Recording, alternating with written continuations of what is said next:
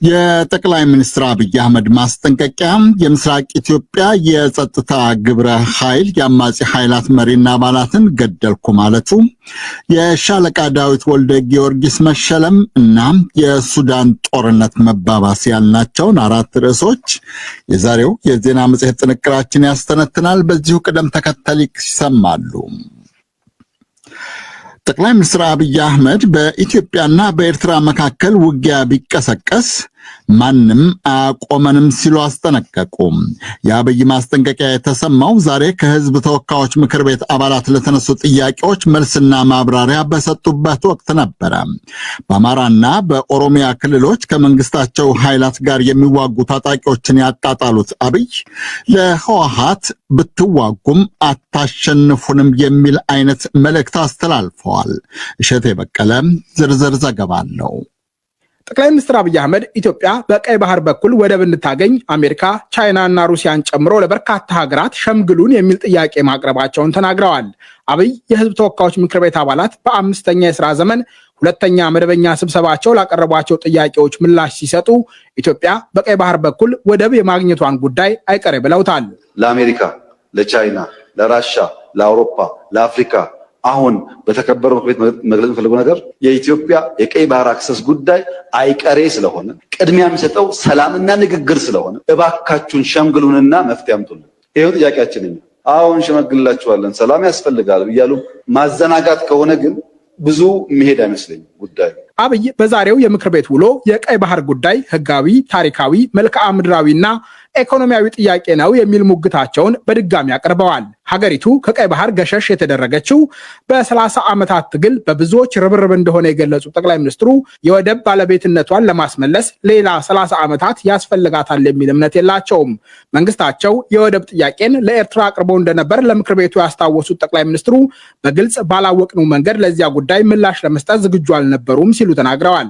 የኢትዮጵያ መንግስት የአሰብ ወደብን ለመጠቀም አገናኝ መንገዶችን ጠግኖ ከጋራ ወዳጅ ሀገር ጄኔሬተር እና ክሬን በእርዳታ ወደ ኤርትራ እንዲመጣ ቢያደርግም አሰብ ወደብ ሲደርስ የኤርትራ መንግስት አልፈልግም ብሎ መለሰ ሲሉ ተደምጠዋል። ይሁንና የኢትዮጵያና የኤርትራ ግንኙነት የሻከረው ፌዴራል መንግስትና ህወሓት በጥቅምት 2015 በፕሪቶሪያ ከተፈራረሙት ግጭት የማቆም ስምምነት በኋላ እንደሆነ የተናገሩት አብይ ትክክል አይደለም፣ ለምን ይቆማል የሚል ተቃውሞ ከአስመራ እንደቀረበ ተናግረዋል።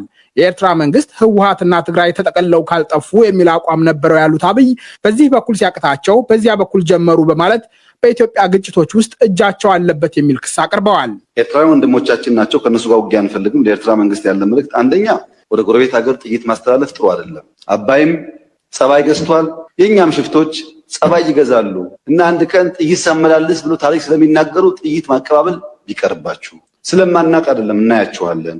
ህገወጥ የሰዎች ዝውውር ቢቀር ተጨናንቀን ከተማ ውስጥም እንደምታዩት የሚመጣ ሰው ካለ በህጋዊ መንገድ ቢመጣ፣ ህገወጥ ንግድ ቢቀር፣ ፎርጅድ ብር ቢቀር፣ አሜሪካ አስቀምጣቸው የምትሰሯቸው ብላክ ማርኬት ማሳደግ ቢቀር፣ እንደ ጎረቤት ብንተሳሰብ። በምክር ቤቱ የገዢው ብልጽግና ፓርቲ አባላትና የተቃዋሚ ፓርቲ ተወካዮች ስለ ፖለቲካና የጸጥታ ጉዳዮች ባነሷቸው ጥያቄዎች መካከል የሻከረው የኢትዮጵያና የኤርትራ ግንኙነትን የተመለከቱ ይገኙበታል። አንዳንድ መረጃዎች እንደሚጠቁሙት የህወሓቱ የአዛውንቶች ቡድን ከሻዕቢያ ኃይሎች ጋር ግንባር ፈጥረው ለጥፋት እየተንቀሳቀሱ መሆኑ ይሰማል።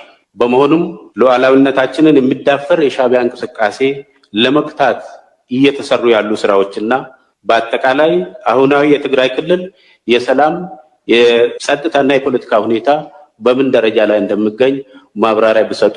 ከትግራይ ኃይሎች ከፋኖና ከወረና ቢሉስማ ኦሮሞ ጋር መንግስቱ የገባበትን ሁኔታ በአርቆ አስተዋይነትና በድርድር እንዲፈታ፣ የባህር በር ጉዳይንም አስመልክቶ ከኤርትራ ጋር የገባንበትን ሰጥ አገባ በሰላማዊ ህጋዊና ሰጥቶ መቀበል መሰረት ባደረገ አካሄድ ብቻ እንዲፈታ ጠይቃለሁ። ጠቅላይ ሚኒስትር አብይ እንደ ከዚህ ቀደሙ መንግስታቸው ከማንም ጋር የመዋጋት ፍላጎት እንደሌለው ማስተማመኛ ሰጥተዋል። ይሁንና ጦርነት ከተቀሰቀሰ ማንም አያቆመንም ሲሉ አስጠንቅቀዋል። ከማንም ጋር ግጭት ለማድረግ ፍላጎት የለንም። ከገባን ግን ግልጽ ነው ውጤቱ። አስተማማኝ አቅም ነው ያለን፣ ማንም አያቆመንም። ይሄ ግልጽ መሆን አለበት። አብይ የኢትዮጵያ ፌዴራል መንግስትና ህወሓት የተፈራረሙት ግጭት የማቆም ስምምነት መሳሪያ መደበቅና ታጣቂዎች ማሰልጠንና ማስመረቅን እንደማይጨምር ገልጸው ተችተዋል።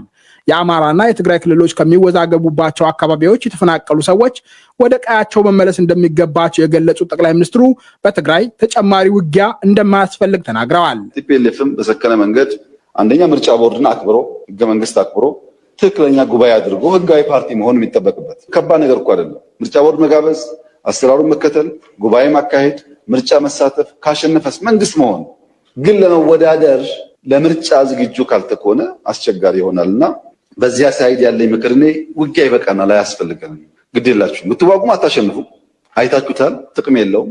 ግን ውጊያ ያስፈልገናል። አብይ ከኢትዮጵያ መንግስት ጋር በአማራ ክልል ከፋኖ ታጣቂዎች፣ በኦሮሚያ ክልል ከኦሮሞ ነጻነት ሰራዊት ጋር ስለሚደረጉ ውጊያዎች ዘርዘር ያለ ማብራሪያ ከመስጠት ተቆጥበዋል።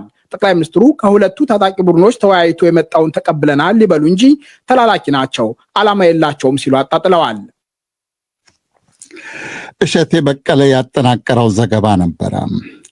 በቀድሞው የኢትዮጵያ መንግስት ይቅርታ፣ ይሄ የመጽሔት ቅደም ተከተላችን ስህተት ነው። ወደ ሁለተኛው ርዕስ እናልፋለን። የምስራቅ ኢትዮጵያ የጸጥታ ግብረ ኃይል በድሬዳዋም በሶማሌ ክልልና በምስራቅ ሐረርጌ ዞን ሲንቀሳቀሱ ነበሩ ያላቸውን የኦነግ ሸኔ ያላቸው ወይም ራሱን የኦሮሞ ነጻነት ሰራዊት እያለ የሚጠራው ቡድን 43 አባላት መግደሉን አስታወቀ። ግብረ ኃይሉ በዘመቻው 23 የታጣቂ ቡድኑን አባላት መማረኩን ገልጿል። የኦሮሞ ነጻነት ሰራዊት የግብረ ኃይሉ ወሰድኩ ስላለው እርምጃም ሆነ ከታጣቂ ቡድኑ ጋር ስላለው ግንኙነት በይፋ ያለው ነገር የለም። ታምራት ዲንሳም ተከታዩን ዝርዝር ዘገባ አጠናቅሮልናል። ግብረ ኃይሉ በዘመቻው ከገደላቸው የቡድኑ አባላት በተጨማሪ 23 ታጣቂዎች መማረኩን ግብረ ኃይሉ ወክለው መግለጫ የሰጡት የድሬዳዋ ከተማ ፖሊስ አዛዥ ኮሚሽነር አለሙ መግራ ተናግረዋል። ግብረ ኃይሉ የመከላከያ ሰራዊትን ጨምሮ 7 የጸጥታ ኃይሎች ማስተባበሩን የገለጹት ኮሚሽነር አለሙ በቡድኑ ላይ የማያዳግም ያሉት አጠቃላይ እርምጃ መወሰዱን ለድሬዳዋ ከተማ ቴሌቪዥን በሰጡት መግለጫ አመልክተዋል።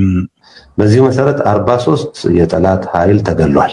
ከዚህ 43 ውስጥ ዋናው መሪ ጃል ሐረርጌ ኢቲመር የሚባለው እርምጃ ተወስዶበታል፣ ሞቷል። ሌሎቹ 2 አመራሮች ደግሞ የሱ ምክትል የተባሉት ጃል ቦባስ እና ጃል ራሳ የሚባሉት ደግሞ ጃል ቦባስ ተመቶ የተያዘ ሲሆን ጃል ራሳ እንደዚሁ ተማርኳል ማለት ነው።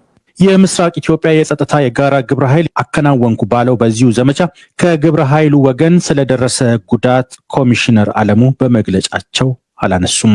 ነገር ግን በታጣቂ ቡድኑ ላይ ተወሰደ በተባለው በዚሁ እርምጃ ከተገደሉና ከተማረኩ ታጣቂዎች በተጨማሪ የታጣቂ ቡድኑ ይጠቀምባቸው የነበሩ የጦር መሳሪያዎች መማረካቸውን ኮሚሽነሩ ተናግረዋል። በአጠቃላይ እዚህ ገባይ ጠላት ወጥቷል ማለት አይቻልም። በዚህ ጠላት ውስጥ ወደ 68 የሚሆን ክላሽንኮቭ ጠመንጃ፣ 1 ጄም3፣ 8 ቦምቦች፣ በጣም በርካታ ቁጥር ያላቸው ጥይቶች እና የወገብ ትጥቆች የተያዙበት ሁኔታ ያለ ማለት ነው። በምስራቅ ኢትዮጵያ በድሬዳዋ ከተማና በአካባቢው ባሉ ክልሎች ይንቀሳቀሳል በተባለው የኦሮሞ ነጻነት ሰራዊት አባላት ላይ የመንግስት የጸጥታ ኃይሎች ወሰዱ ስለተባለው ጥቃትና ዘመቻ ብሎም ስለደረሰው ጉዳት ማረጋገጫ ለማግኘት ለኦሮሞ ነጻነት ሰራዊት ዋና አዛዥ አማካሪ አቶ ጅሬኛ ጉደታ በተንቀሳቃሽ ስልካቸው ላይ ላቀረብንላቸው ጥያቄ ይህ ዘገባ እስከ ተጠናቀረበት ሰዓት ድረስ መልስ አልሰጡንም። በኦሮሚያ ክልል በተለያዩ አካባቢዎች የሚንቀሳቀሰው ራሱን የኦሮሞ ነጻነት ሰራዊት እያለ የሚጠራውና መንግስት ሸኔ ብሎ የሚጠራው ቡድን ከመንግስት የጸጥታ ኃይሎች ጋር የሚያደርገው ውጊያ አሁንም እንደቀጠለ ነው። የፌዴራል መንግስት የቡድኑ ዋና አዛዥ ጃልመሮ ወይም ኩምሳ ዲሪባ ከሚመሩት ተደራዳሪ ቡድን ጋር ከአንዴም ሁለቴ በታንዛኒያ ያደረጉት ድርድር ፍሬ ሳያፈራ መቅረቱ ይታወሳል። ጠቅላይ ሚኒስትር አብይ አህመድ ዛሬ ከህዝብ ተወካዮች ምክር ቤት አባላት ለቀረቡላቸው ጥያቄዎች መልስ በሰጡበት ወቅት መንግስታቸው ለሰላም ንግግሮች አሁንም በሩ ክፍት እንደሆነ ነው የተናገሩት። እኛ አሁንም ክፍት ነው ለመወያየት። ማንም ሰው በሰላማዊ መንገድ ህግና ስርዓት አክብሮ ይመጣ ከሆነ ለመታረቅ አይደለም አብረን ለመስራት ዝግጁ ነን። አሳይተናል 2-3 ጊዜ። ገና እኮ ይሄ ለውጥ መጥቶ በማግስቱ ሁላችሁም ግቡ አይደል እንዴ? ማን ቀረ ከዓለም? እንዲያም ሆኖ ለሰላምና መነጋገር መንግስታቸው ዝግጁ መሆኑን የገለጹት ጠቅላይ ሚኒስትሩም ከታጣቂ ቡድኖች ጋር በንግግር ሊፈቱ የማይችሉ ያሏቸው ነባር ችግሮች መኖራቸውን ግን አልሸሸጉም። ምንም እንኳን ለነዚሁ ለንግግር ምቹ ያልሆኑ ላሏቸው ጉዳዮች ሌላ የመፍትሄ መንገድ መኖሩን ቢያመላክቱም ሁለተኛ ነባር ችግሮች አሉ። በእኛ ውይይት የማይፈቱ ከሸኔዎች ጋር ብንወያይ የማይፈታ ውይይት አለ። ኢንክሉሲቭ ናሽናል ዲያሎግ እናድርግ። ችግር ካለ እንደ ሀገር እንምከርና እንፍታ። ህገ መንግስት ይቀደድ፣ ባንዲራ ይቀደድ፣ ኢትዮጵያ ትቀደድ የምትሉ ሰዎች በእናንተ ፍላጎት ማድረግ አንችልም፣ እንወያይ፣ ህዝብ ይወስን ያላቸው። በአማራና ኦሮሚያ ክልሎች አንዳንድ አካባቢዎች በታጣቂዎችና በመንግስት የጸጥታ ኃይሎች መካከል የሚደረጉ ግጭቶች አሁንም በቀጠሉበት ወቅት አንጻራዊ የጸጥታ መረጋጋት የነበረው ምስራቃዊ የሀገሪቱ ክፍል ከአዲሱ የኢትዮጵያ ዓመት በኋላ የጸጥታ ስጋቶች ጎልተው እየተሰሙበት ነው። የጋራ ግብረ ኃይሉ ቃል አቀባይ ኮሚሽነር አለሙ እንዳሉት ታጣቂ ቡድኑ ቀደም ሲል 2 የፖሊስ መኮንኖችን ጨምሮ በጸጥታ ኃይሎችና ሰላማዊ ሰዎች ላይ ኢላማ ያደረገ ግድያ ፈጽመዋል። ግብረ ኃይሉ በምስል አስደግፎ ላቀረበውና በዘመቻው አገኘው ስላለው ድል የኦሮሞ ነጻነት ሰራዊት እስካሁን በይፋ የሰጠው ምላሽ የለም። ታምራት ዲንሳ በቀድሞው የኢትዮጵያ መንግስት ደርግ ዘመን በኤርትራ ክፍለ ሀገር አስተዳዳሪነት በምክትል ውጭ ጉዳይ ሚኒስትርነትና በእርዳታ ማስተባበሪያና ማቋቋሚያ ኮሚሽነርነት ያገለገሉት ሻለቃ ዳዊት ወልደ ጊዮርጊስ